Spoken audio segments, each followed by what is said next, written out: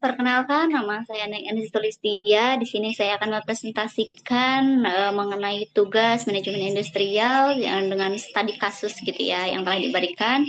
Langsung saja saya akan menjelaskan mengenai studi kasus tersebut, yaitu menuju harmoni industrial transformasi PT sedang tidak baik-baik saja. Nah, di PT sedang tidak baik-baik saja ini menghadapi tantangan yang serius akibat kegagalan manajemen internal yang berdampak pada hubungan industrial dan citra perusahaan.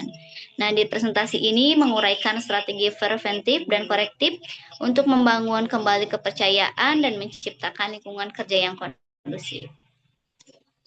Nah, sebenarnya setelah dilihat-lihat ya, setelah dibaca dan dipahami mengenai studi kasus itu, akar masalah dan solusi strategisnya itu kepuasan karyawan berakar pada beberapa isu utama nih, dan menawarkan solusi komprehensif dan mengatasi masalah ini yaitu dengan rekonstruksi sistem kompensasi dan benefit. Nah, gaji yang adil secara internal dan kompetitif secara eksternal adalah kunci nih audit struktur dan skala upah gitu kan serta transparansi bonus dan insentif yang krusial. Nah, ini akarnya sebenarnya dari permasalahannya dari sini loh gitu kan. Dari gaji gitu kan atau bonus yang transparansi ya yang seharusnya kayak gitu. Nah, ada formalisasi kebijakan work-life balance, yaitu kesejahteraan mental prioritas, manajemen shift yang manusiawi, yang sesuai pada undang-undang atau aturan yang ada ya sesuai shift di perusahaan-perusahaan standarnya seperti apa gitu. Dengan kebijakan right to disconnect dan program kesejahteraan karyawan akan mengurangi burnout. Nah, penguatan komunikasi internal ini membangun saluran komunikasi dua arah melalui forum bipartit yang aktif dan survei kepuasan karyawan digital untuk menyerap aspirasi dan mencegah masalah. Nah, ini membangun kembali budaya kerja dan reputasi gitu ya. Perbaikan budaya kinerja dan kepemimpinan dan pemulihan reputasi employer branding. Nah, di perbaikan budaya kerja dan kepemimpinan ini ada pelatihan kepemimpinan, bekali manajer dengan soft skill untuk memimpin bukan hanya mengejar target angka ya. Jadi seorang pemimpin harus benar-benar mengetahui dan bisa gitu ya dan mempunyai soft skill untuk memimpin suatu perusahaan. Nah, jalur karir yang jelas, tawarkan prospek masa depan yang jelas agar karyawan melihat adanya pertumbuhan di perusahaan. Jadi karyawan itu bisa melihat loh gitu kan di perusahaan ini akankah saya bisa berkembang untuk kedepannya ataukah stuck di situ saja gitu kan. Jadi kita harus benar-benar bisa nih eh, menawarkan atau memperlihatkan bahwa di perusahaan ini kita bisa loh maju gitu. Nggak di stuck di situ aja gitu. Bisa ada dengan kenaikan jabatan gitu.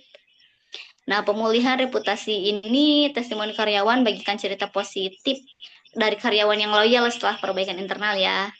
Nah, transparansi di sosial media tunjukkan perubahan kebijakan yang lebih pro karyawan secara terbuka tentunya. Nah, di sini ada kepercayaan pondasi ya, pondasi hubungan industrial, yaitu pencegahan hubungan industrial yang buruk bukan hanya soal mematuhi hukum ya, tapi soal membangun kepercayaan. Nah, jika PT sedang tidak baik-baik saja, tidak segera memperbaiki sistem internalnya, biaya yang dikeluarkan untuk rekrutmen dan pelatihan karyawan baru akan jauh lebih besar loh daripada biaya untuk memperbaiki kesejahteraan karyawan yang sudah ada. Nah, berikutnya ini sinergi manajemen dan serikat ya, pekerja pondasi kolaborasi.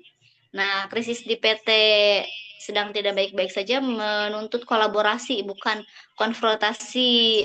Pendekatan hubungan industrial Pancasila adalah kunci. Nah, peran manajemen pasti menjadi fasilitator dan eksekutif ya.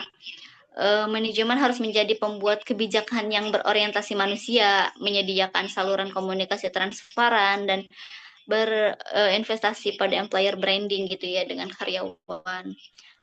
Nah, peran serikat eh, pekerja menjadi jembatan dan penyeimbang. Nah, serikat pekerja sebagai penyambung lidah aspirasi, edukator hak dan kewajiban serta pengawal perjanjian kerja bersama.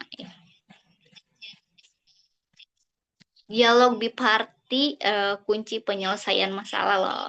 Dari lembaga kerjasama biparti adalah forum eh, forum vital untuk sinergi dan penyelesaian masalah antara manajemen dan serikat. Nah, di sistem penggajian ini, manajemen memaparkan kemampuan finansialnya, memberikan masukan biaya hidup, solusi tengah disepakati. Misalkan ada kenaikan yang bertahap dan bonus gitu ya. Nah, ada work-life balance, yaitu kesepakatan jadwal shift yang adil dan penghapusan budaya. Penghapusan budaya yang siap sedia 24 jam di luar jam kerja itu nggak bisa ya, harus sesuai dengan aturan yang ada yang telah ditentukan pemerintah yang harus diterapkan di perusahaan. Nah, reputasi perusahaan membantu mengkampanyekan perubahan positif jika manajemen telah melakukan perbaikan nyata. Nah, ini dampak sinergi perbaikan menyeluruh ya, sinergi antara manajemen dan serikat akan membawa dampak positif yang signifikan bagi perusahaan. Nah, turnover-nya menurun, karyawan merasa didengar dan dihargai, baik secara finansial maupun mental, mengurangi keinginan untuk resign. Kan karyawan kalau misalkan tidak nyaman di suatu perusahaan dengan banyak penyebab itu pasti ingin resign gitu kan tentunya. Produktivitas meningkat.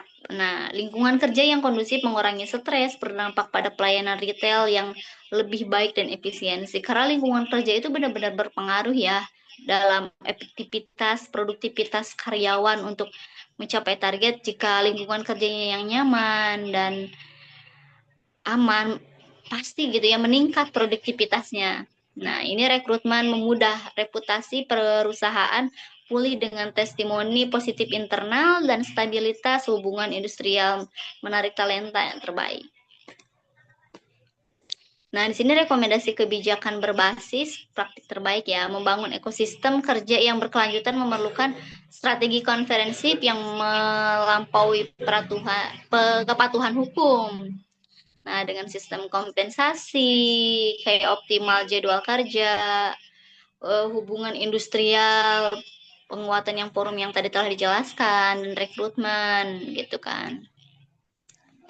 Nah, ini tindakan yang harus diambil ya menurut saya di PT sedang tidak baik-baik saja untuk perubahan ke depannya gitu, membutuhkan konsistensi ya, seperti penggajian, penyesuaian gaji terhadap inflasi dan beban kerja. Nah, work life balance, audit jam kerja nih, kebijakan lemburnya harus seperti apa nih, gitu kan harus benar-benar dipertimbangkan. Nah, reputasi kampanye internal ini di media sosial, lalu komunikasi, meeting bulanan gitu kan. Nah, langkah selanjutnya ini kunci utama dari semua rekomendasi ini adalah konsistensi perubahan tidak akan terlihat dalam semalam ya, namun kepastian kebijakan akan membuat karyawan merasa aman. Mungkin sekian yang dapat saya jelaskan dan saya paparkan mengenai studi kasus yang diberikan di tugas manajemen industrial. Kurang lebihnya mohon maaf. Sekian, selamat siang.